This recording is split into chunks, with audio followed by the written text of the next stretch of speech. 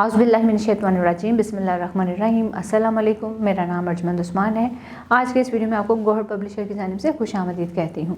हमारा स्लोगन है redefining the geography of education through digital resources for conceptual learning. आज हम Gauhar skill up series Urdu जमात सोम का सबक नंबर 16 खोलेंगे और वहाँ पर मौजूद उन्वान इंशाअल्लाह के बारे में मश्क को हल करेंगे। सवाल नंबर 1, दिए गए अल्फाज के मानी समझें और इन्हें जुमलों में इस्तेमाल करें। अल्फाज हैं इंशाअल्लाह, मानी है अगर अल्लाह ने चाहा। इसका जुमला यूं बनाएंगे, इंशाअल्लाह पाकिस्तानी परचम हमेशा बुलंद रहेगा।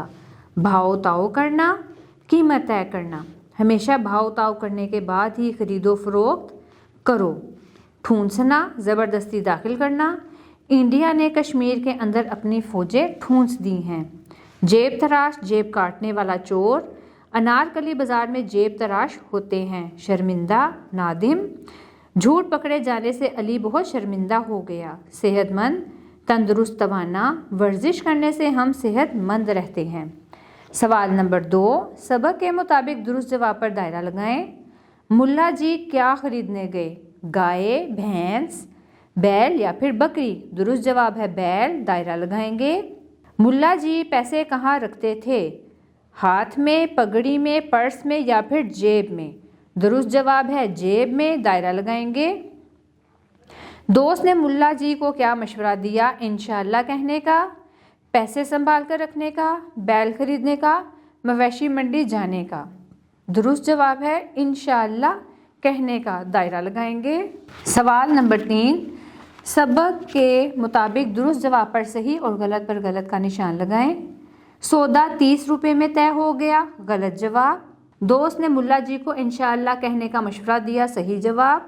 रास्ते में मुल्ला को सख्त भूख लग गई थी, गलत जवाब। वापसी पर मुल्ला जी को सुबह वाला दोस्त मिला, सही जवाब। सवाल नंबर 4, सबक के मुताबिक सवालों के जवाब लिखें। मुल्ला नसीरुद्दीन कहाँ जा रहे थे? इसका जवाब है मुल्ला नसीरुद्दीन मवेशी मंडी बैल खरीदने जा रहे थे। अगला सवाल देखें, पानी के नलके में लकड़ी का टुकड़ा क्यों ठूंसा गया था? जवाब है पानी के नलके में लकड़ी का टुकड़ा इसलिए ठूंसा गया था क्योंकि नलके की टूटी टूटी हुई थी। मुल्ला जी के साथ क्या हादसा पेश आया? इसका जवाब है मवेशी मंडी में मुल्ला नसीरुद्दीन की जेब कट गई।